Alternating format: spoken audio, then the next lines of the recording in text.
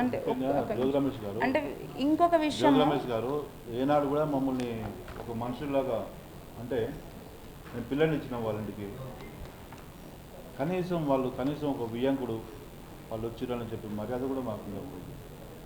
మా ముందేమో బావగారు రండి అనేది మేము పోయిన అరే ఒరే అనేది ఇదే అండి పద్ధతి.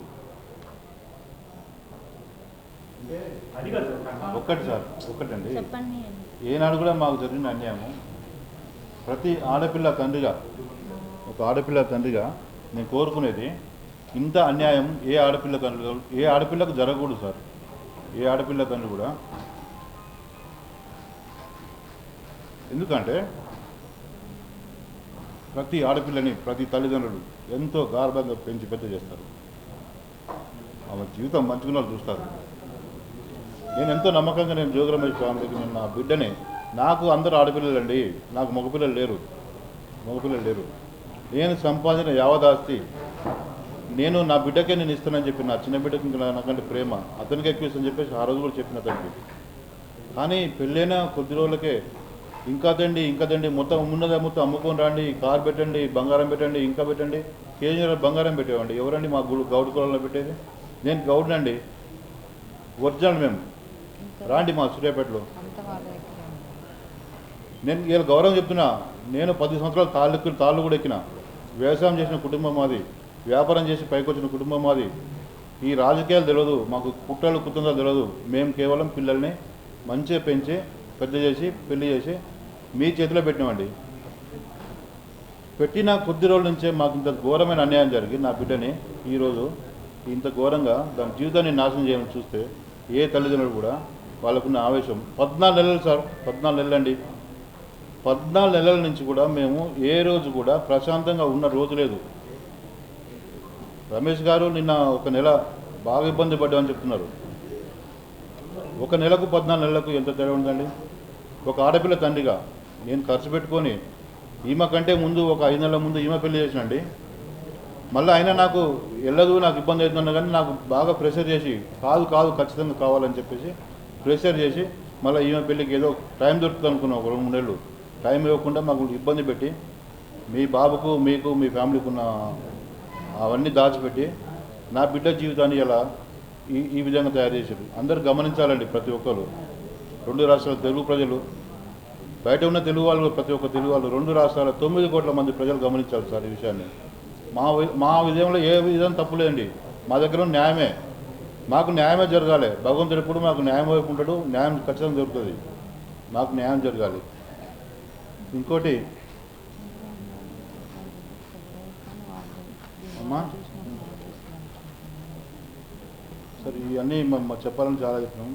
ఇవి ఎట్లుందంటే సార్, ఇది ఒక దొంగ నడిచేటుంది. వినండి బాగా సార్. తప్పు మాది కాదు సార్, తప్పు నేను నా బిడ్డని ఇచ్చినాం 14 నెలల నుంచి కూడా. అబ్బాయి ఇంటికి పంపించి ఆ అబ్బాయి పరిస్థితి కొద్దిగా సక్కదిగుతున్నది. మీరు ఇంటికాడని చెప్పి ఇంటికి పంపించిన తర్వాత ఏనాడు కూడా అమ్మాయిని కానీ మమ్మల్ని పలకరించింది లేదు. కొద్ది రోజుల తర్వాత మళ్ళీ శ్రావణ మాసం వచ్చింది. శ్రావణ మాసంలో పంపించాము ఇంటికి. ఆ పంపించిన నెల రోజుల్లో కూడా నా బిడ్డని ఎన్నోసార్లు చంపడానికి ప్రయత్నించారు. వాళ్ళ ఫ్యామిలీ, వాళ్ళ అమ్మాయి శ్రావణ మాసంలో ఉన్నది ఒక 20 రోజులు అక్కడ ఉంది, ఒక 20 రోజులు ఇక్కడ ఉన్నది. పెళ్లి కంటే ముందు, పెళ్లి ముందు కూడా మాకు, పెళ్లి తర్వాత కూడా మాకు ఎట్లాంటి వాళ్ళ కానించి లేదు. ఇంటికి పంపించి కూడా మాకు, ఇంటికి పంపించడానికి కానించి కూడా ఫోన్ల ద్వారా కూడా రాజీవ్ బెదిరించిన కాల్స్ కూడా మీరు అనేది విన్నారు. వాళ్ళ అత్తమ్మ ఫోన్ చేసి ఏమైందమ్మా, మీ బంగారం ఏమైంది, డబ్బులు ఏమైంది, మీరు రాండి తీసుకురండి అని చెప్పేసి మాకునే మొత్తం అమ్ముకొని రాండి అని చెప్పడం వరకు వాళ్ళ బాధ్యత.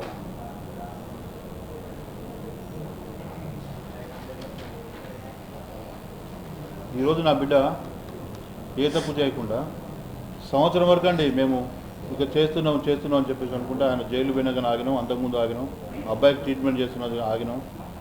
సంవత్సరం నుంచి కూడా సంవత్సరం వరకు ఇంకా నెలకు 10 రోజులకు సంవత్సరం అయిపోయింది కూడా మా ఇంటికి వచ్చి అమ్మ నీకు న్యాయం చేస్తా అని చెప్పి నెత్తి మీద చేపెట్టి చెప్పిన రోజులు ఉన్నాయి. సరే నమ్మినాం, పెద్ద మనిషి కదా అని నమ్మినాం. మాకు ఏ ఒక్కరోజు కూడా చెప్పేది ఒకటి చేసేది ఒకటి, చెప్పేది ఒకటి వాళ్ళ మనసులో ఉన్నది ఇంకొకటి. మాకు న్యాయం జరగలేదు కాబట్టి మేము ఈరోజు ఈ విధంగా మీ ముందుకు వచ్చి మాకు న్యాయం జరగాలని చూసినాం.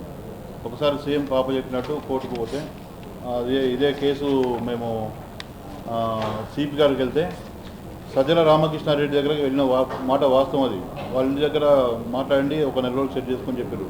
ఆ మాట వాస్తవమే. అది కాలేదు. ఫస్ట్ వైసీపీ మన వెల్లంపల్లి సింగ్ గారు చెప్పినాం, అది కాలేదు.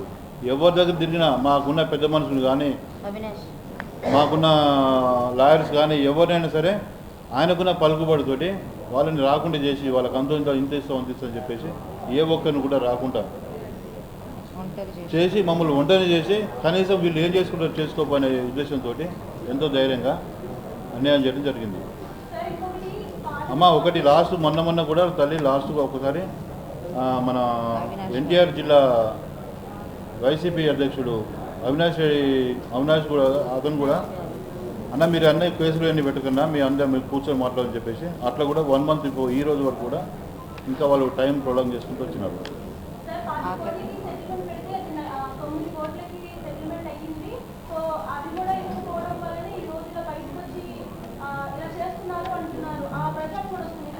అవన్నీ కోర్టు ద్వారా చూసుకుంటుంది తల్లి. అన్నీ ఏదన్నా కానీ మేము మాకు ఏదో నష్టపరం జరిగిందో అవన్నీ కోర్టు బదిలో ఉన్నాయి.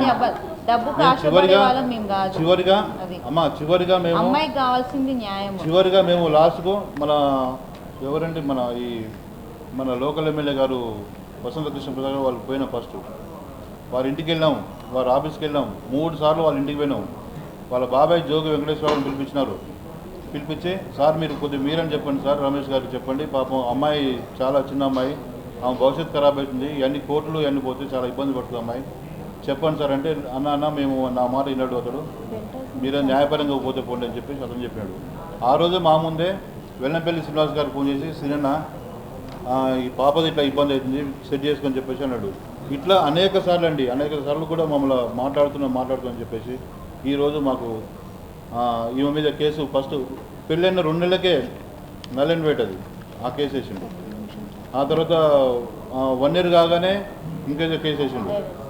ఇప్పుడు డబ్బుల కోసమే అయి ఉంటే పెళ్ళైన వెంటనే ప్రాబ్లం వచ్చిన వెంటనే మేము అదే పనిలో ఉండేవాళ్ళం కదండి. 1.5 year నుంచి మేము ఎందుకు ఫైట్ చేస్తాము?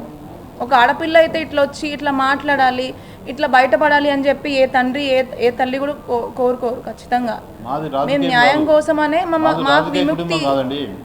పేరు వచ్చినప్పుడు ఏమంటారు, మాకు ఎందుకని రాజకీయాలు? ఒకసారి లోకేష్ అంటారు, ఒకసారి చంద్రబాబు నాయుడు అంటారు, చిరంజీవి అంటాడు, పవన్ కళ్యాణ్ అంటాడు. మాకెందుకండి ఇవన్నీ కాదు. నా బిడ్డకు అన్యాయం ఉందో అన్యాయానికి న్యాయం చేయాలని మేము కోరుకుంటాం అందరినీ. మేము ఏ రోజు కూడా చంద్రబాబు గారితో కానీ లోకేష్ గారితో కానీ మేము మాట్లాడడం కూడా జరగలేదండి.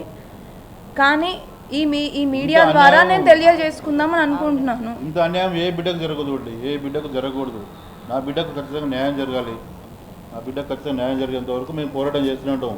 అవసరం అనుకుంటే రేపు ఇవాళ కానీ ఇంకెప్పుడైనా సరే జోగి రమేష్ గారి ఇంటి ముందు కూడా ధర్నా చేసే పరిస్థితి వస్తుంది. వాళ్ళ ఇంటి ముందు టెంట్ వేసుకొని కూర్చొని నెల కానీ 2 నెలలు కానీ 5 నెలలు కానీ వాళ్ళ ఇంటి ముందరనే కూర్చుంటాం. నా బిడ్డకు న్యాయం జరిగేంత వరకు కూడా మేము అక్కడే కూర్చుంటాం. న్యాయం జరిగేంత పోరాటం చేస్తూ ఉంటామండి. ఇదైతే వాస్తవం. ప్రతి ఒక్కరికి పేరు పేరున నేను వేడుకునేది నా బిడ్డకు న్యాయం చేయండి. అయితే ఇంకొక విషయం ఏం చెప్దామని